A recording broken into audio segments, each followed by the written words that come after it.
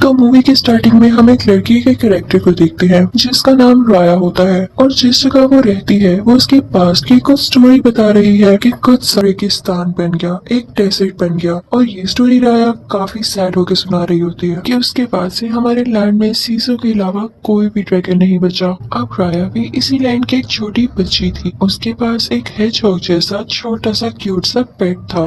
राया को एडवेंचर्स करने का काफी शौक था और वो हर जगह अपने पेट को भी अपने साथ लेकर जाती थी। एक दिन वो एक जगह से गुजर रही होती है जहाँ पर काफी ज्यादा ट्रैप्स लगे हुए थे। वो उनको पार करके जिस जगह पर पहुँचती है वो जगह काफी ऊंची होती है और वहाँ पर कुछ और नहीं बल्कि वही जेम पड़ा हुआ था जो कि सीसू और उसके साथियों ने वहाँ पर रखा था और उसके पीछे काफी ज्यादा लोग थे। वहाँ पर वो देखती है कि कोई आदमी उसकी हिफाजत कर रहा होता है, उसको गार्ड कर रहा होता है और वो कोई और नहीं बल्कि राया के फादर ही थे जो कि वहाँ के चीफ भी थे और सब लोग उनकी काफी इज्जत करते थे। यानी राया वहाँ के चीफ की बेटी हुई और वो भी सारे लोगों से बहुत प्यार किया करती थी।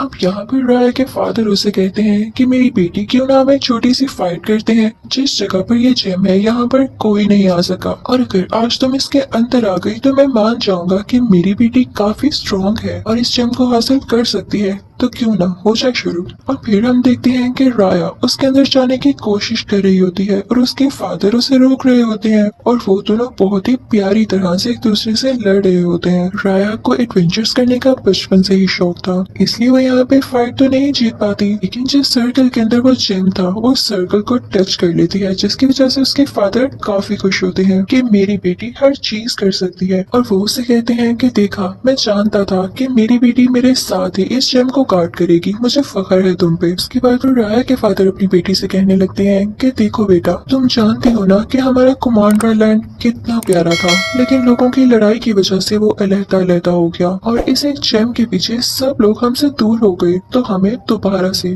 प्यार से सबको एक साथ करना है और अपना लैंड दोबारा से ठीक करना है। और इसके लिए तुम जानती हो मैंने आज क्या किया है? मैंने एक बहुत बड़ा डिनर रखा है जिसमें मैंने बाकी सारे लैंड के लोगों को भी बुलाया है और उम्मीद है कि सब लोग आपस में सुलह कर लें, तुम भी दुआ करना। अब हम देखते हैं कि डिनर स्टार्ट होता है और तरह तरह के खाने लगाए जाते हैं। वहाँ पर बाकी लैंड के भी लोग आते हैं। इसी तरह किसी दूसरे लैंड के चीफ की भी बेटी होती है जिसकी एज बिल्कुल राया जितनी ही होती है। उन दोनों की आपस में काफी अच्छी दोस्ती हो जाती है। वो दोनों मिलकर लैंड की बातें करने लगती हैं और फिर उसका मैप देखने लगती हैं। यहाँ पर हम पे ये रिवील होता है कि सीसू एक फीमेल होती है, यानी वो एक फीमेल ड्रैगन थी और वो काफी अरसे से किसी नदी के नीचे गहरी नींद सो रही थी। यानी जब सब ड्रैगन्स मारे गए तो उसने सोचा कि अब मेरा इंसानों में क्या काम है और वो इनकी लड़ाइयों की वजह से इनसे दूर चली गई। तो ये दोनों प्लान करती हैं कि हम उसे ढूंढेंगे और उसे वापस लाएंगे क्योंकि वो बहुत अच्छी ड्रैगन थी। तो वो दूसरी चीफ की बेटी राया को एक पेंडेंट गिफ्ट करती है और उन दोनों में अब काफी अच्छी दोस्ती हो जाती है। राया दिल की बहुत अच्छी होती है तो वो समझती है कि वो लड़की काफी अच्छी है। वो अपने फादर के मना करने के बावजूद भी उसे बता देती है कि जेम कहाँ पर है और अब वो दोनों उस जगह पर जाते हैं। लेकिन यहाँ पर आते ही वो लड़की चेंज हो जाती है और वो बेचारी राया को धक्का दे देती है क्योंकि उसका मकसद सिर्फ और सिर्फ वो जेम हासिल करना था। वो पूरी लड़की राया से कहती है कि बस तुम लोगों ने इस जेम का बहुत ख्याल रख लिया, अब ये हमारे ट्राइब के पास आएगा, जाहिर है हमारा भी इस जेम से कोई ना कोई लिंक है। और ये कहते ही वो पूरी लड़की आसमान की तरफ कोई ग्लोई चीज फेंकती है, यानी वो अपने लोगों को सिग्नल देके यहाँ पर बुला रही थी कि जेम यहाँ पर ही है और ये इसका प्री प्लान था।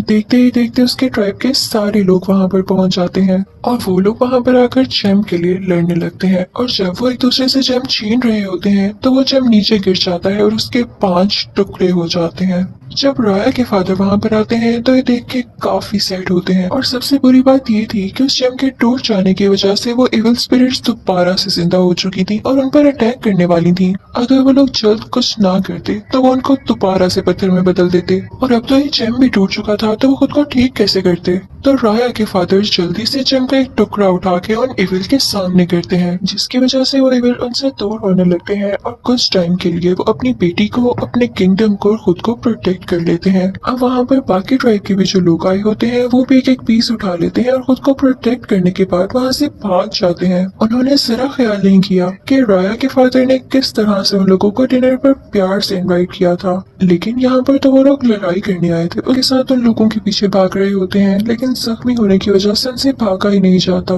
तो वो वहाँ पर अपनी बेटी राया से कहती है कि मेरी प्यारी बेटी, मुझे तुम पे बहुत ट्रस्ट है। मैंने तो उस दिन ही ये जान लिया था कि मेरे बाद तुम इस जेम की हिफाजत करोगी। मैं यहाँ ही रुक रहा हूँ और आगे से तुम्हें इस जेम को और अपने किंगडम को प्रोटेक्ट करना होगा। और इसी के साथ वो अपनी बेटी को उसी जेम के साथ उस रिवर में धक्का दे देते हैं और तभी वहाँ पर वो इविल स्पिरिट्स आती हैं जो राया के फादर को पत्थर का बना देती हैं। अब यहाँ पे सीन चेंज हो जाता है। तो ये थी सारी पास्ट की बातें जो कि राया खुद बता रही थी। और अब राया बड़ी हो चुकी रही थी, यानी जेम को प्रोटेक्ट भी कर रही थी और साथ साथ सीसो ड्रैगन को भी ढूंढ रही थी, जो कि उसके मुताबिक किसी नदी के नीचे था।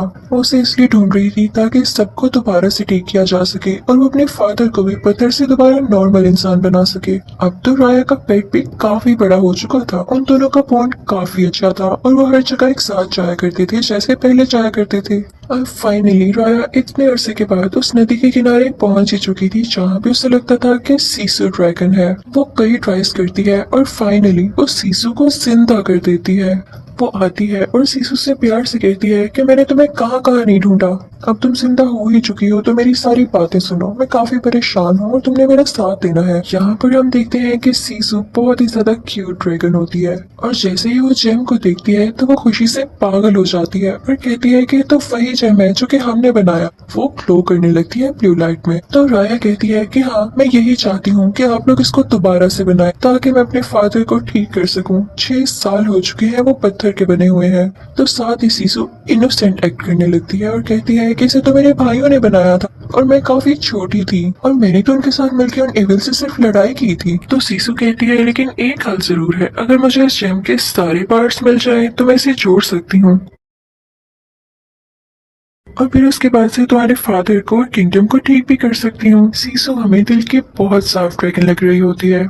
वो कहती है कि जेम के हर पीस में कोई ना कोई पावर छुपी हुई है और एक मजे की बात बताऊं कि वो टच करते ही वो सारी पावर्स मुझ में आ जाएंगी। अब वो कहते हैं कि हम मिलके उन जेम के पीसेस को ढूंढेंगे और उन्हें एक साथ मिला देंगे उस जेम को ढूंढने के लिए। सबसे पहले वो जाते हैं कॉर्नर वाले ट्राइब में जहाँ पर उन लोगों ने काफी ज्यादा ट्रैप्स लगाए हुए थे। अब राया क्योंकि एडवेंचरस थी और काफी ज्यादा स्ट्रॉन्ग थी तो उन ट्रैप्स को पार कर लेती है और यहाँ पर बड़ी आसानी से वो जेम का पीस उठा लेती है।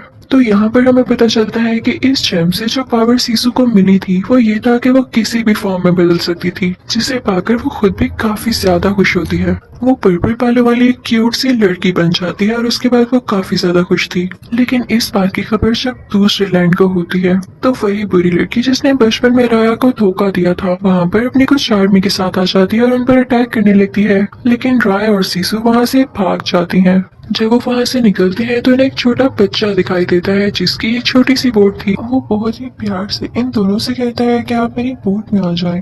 लेकिन राया सीसू ड्रैगन से कहती है कि कभी भी किसी पर ट्रस्ट बोट काफी आहिस्ता चल रही होती है। तो सीसू ड्रैगन जो कि स्विम कर सकती थी पानी में जाती है और दोबारा से ड्रैगन में बदलकर उस बोट को धक्का देने लगती है जिससे वो बोट तेजी से चलने लगती है।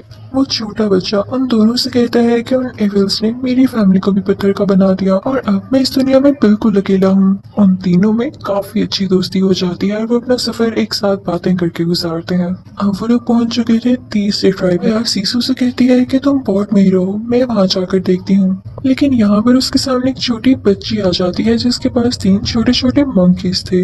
वो बंदर उसके जेम्स लेकर वहाँ से भाग जाते हैं लेकिन राया उनका पीछा करती है और अपने जेम्स वापस हासिल कर लेती है। राया उन तीनों को पकड़ तो लेती है, साथ ही साथ उस छोटी बच्ची को भी, और फिर उनसे कहती है कि तुम लोग काफी चालाक लग रहे हो, काफी फुर्तीले भी हो, तो क्या मेरे साथ काम करना पसंद करोगे? इसके बदले में मैं तुम लोगों को काफी फ्रूट्स दूंगी और पैसे भी दूंगी। तो वो छोटी बच्ची बताती है कि मेरे पेरेंट्स को भी उन एविल ने पत्थर का बना दिया, मेरे पास और तो कुछ है ही नहीं करने को, तो मैं आपका साथ दूंगी। फिर वो लोग एक टीम बन जाते हैं। उतनी ही देर में हम देखते हैं कि सीसू ड्रैगन वहाँ पर पहुंच जाती है और लोगों से चीजें लेने लगती है क्योंकि उसने ये सारी चीजें देखी ही नहीं थी कभी पहले। लोग उसे पकड़ने लगते हैं लेकिन तभी एक बूढ़ी औरत वहाँ पर आती है और सीसू के मुंह से ये निकल जाता है कि हम यहाँ पर जेम लेने आए हैं। तो वो बूढ़ी औरत उसे अपनी बातों में लगाकर अपने साथ ले आती है यहाँ पर हम देखते हैं कि जेम का एक पीस इस बूढ़ी औरत के पास भी होता है। वो सीसू से कहती है कि मुझे जेम लौटा दो, वरना मैं उन इविल स्पिरिट्स को यहाँ पर बुला लूंगी और वो तुम्हारी जान ले लेंगे। लेकिन उसी वक्त वहाँ पर राया आ जाती है। वो सीसू को बचाती है और उस बूढ़ी औरत से वो जेम ले लेती है। फिर हम देखते हैं कि वो लोग किसी और ट्रैक में जाते हैं पत्थर का चौथा हिस्सा लेने के लिए। लेकिन वहाँ पर जाते ही उन्हें एक आदमी पकड़ लेता है जो कि वहाँ का सबसे अच्छा वॉरियर था।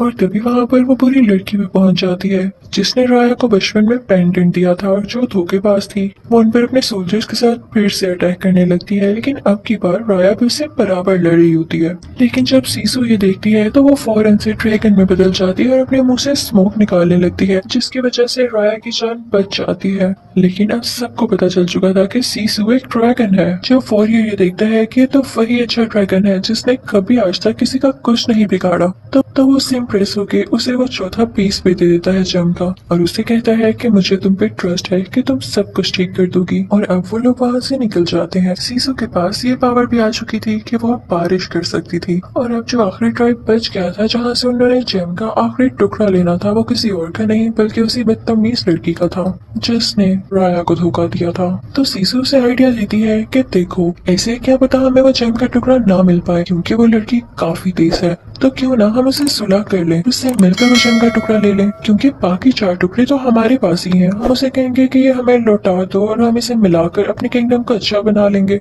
लेकिन राया सीसू से कहती है हरगिज़ नहीं। सीसू राया से कहती है कि मैं तुम्हें कैसे समझाऊं कि दुनिया में अच्छे लोग भी होते हैं, तुम्हें ट्रस्ट करना होगा और क्या पता तुम्हारे ट्रस्ट करने की वजह से सब ठीक हो सके।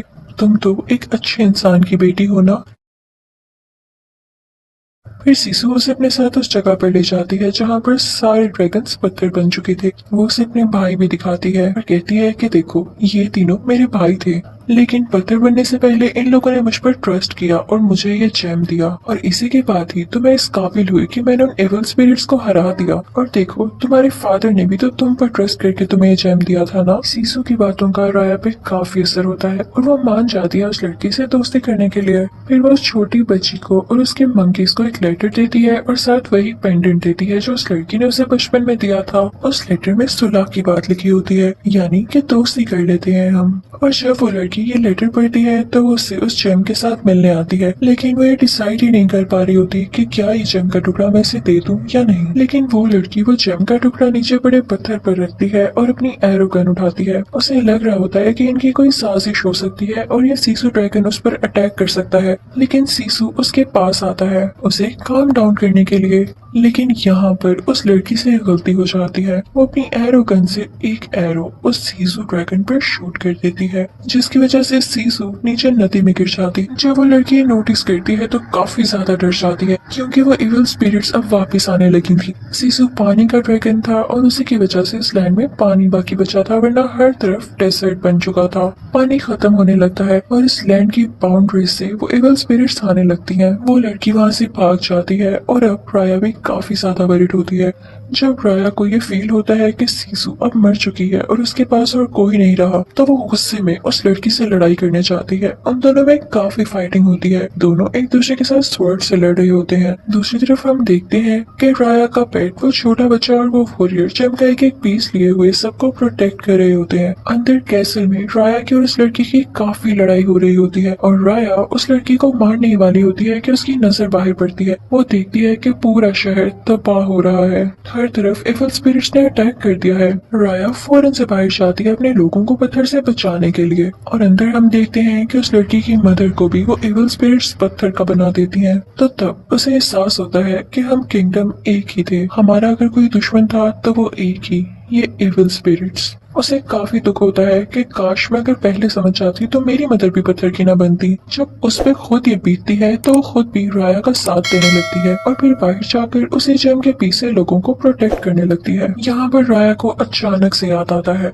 कि जब इन इविल स्पिरिट्स का हमला बढ़ गया था तो उन सारे ड्रैगन्स ने इस जेम में अपना अपना प्यार डाला, अपना ट्रस्ट डाला था, तो हमें ऐसा ही करना होगा। वो अपने सब साथियों से कहती है कि पत्थर का हर टुकड़ा यानी इस जेम का हर पीस दूसरे किंगडम के इस लड़की को दे दो। लेकिन सारे कहते हैं कि नहीं, हम उस पर ट्रस्ट नहीं कर सकते। तो राया कहती है कि हमें करना होगा, और इसी के साथ वो अपने जेम का टुकड़ा उस लड़की को पकड़ा देती है और उससे कहती है कि सब टुकड़ों को मिला के तुम्हें इन एविल स्पिरिट्स को हराना होगा। उसके साथी नहीं मानते और वो टुकड़ा नहीं देते, और इसी दौरान बेचारी राया खुद पत्थर की बन जाती है। जब सब लोग ये देखते हैं कि राया ने अपनी जान की कुर्बानी देकर उन्हें बचाने की कोशिश की है, तो वो सब राया की बात मानकर उस लड़की पर ट्रस्ट करके उसे पत्थर पकड़ा देते हैं, यानी वो जेम पकड़ा देते हैं। वो लड़की जेम का हर हिस्सा जोड़ने लगती है, लेकिन इसी दौरान एविल स्पिरिट्स उन सबको पत्थर का बनाती रहती हैं। जैसे ही वो जेम कंप्लीट हो जाता है, उसके पांचों हिस्से आपस में जुड़ जाते हैं, तो उस लड़की को भी एविल स्पिरिट्स पत्थर का बना देती हैं, और फिर उसके जुड़ते ही कुछ ही देर बाद वो जेम चमकने लगता है। वो जेम काफी ज्यादा ब्राइट हो जाता है और उसमें से कोई एनर्जी निकलती है, और वो एनर्जी उन सब एविल स्पिरिट्स को मार देती है। और तभी वहाँ पर बारिश होने लगती है। इसकी पॉजिटिव एनर्जी की वजह से सारे पत्थर के लोग ठीक होने लगते हैं। और मजे की बात ये थी कि इसकी वजह से ड्रैगन्स भी जिंदा हो गए थे। बारिश होने की वजह से और ड्रैगन्स के वापिस आने की वजह से नदियां भी भरने लगती हैं, रिवर में भी पानी आ जाता है, और सब ड्रैगन्स यहाँ डांस करने लगते हैं। फिर हम देखते हैं कि सारे ड्रैगन्स और इंसान आपस में मिलते हैं, और जिन जिन की फैमिलीज पत्थर की बन चुकी थी वो लोग भी अपनी फैमिली से एक हग करते हैं। सारे काफी खुश हो जाते हैं, और फिर राया भी अपने फादर से मिलने जाती है। राया के फादर उसे इतना बड़ा देख के काफी खुश हो जाते हैं, और उन्हें अपनी बेटी पर प्राउड होता है। और तभी वहाँ पर सीजो भी आ जाती है, जो कि उनसे कहती है कि चीफ, मेरे पास आपके लिए एक तोहफा है। उसके पीछे से बाकी ट्राइब के लोग भी वहाँ पर आ रहे होते हैं, और यहाँ हम देखते हैं कि वो जेम भी एक साथ हो गया था, और ये सारे किंगडम के लोग भी। चीफ और राया और सीजो को हम कैसे भूल सकते हैं, वो लोग काफी खुश थे। यानी एक दूसरे पर ट्रस्ट करने से, एक दूसरे का ख्याल रखने से, प्यार करने से सब चीजों को ठीक किया जा सकता है।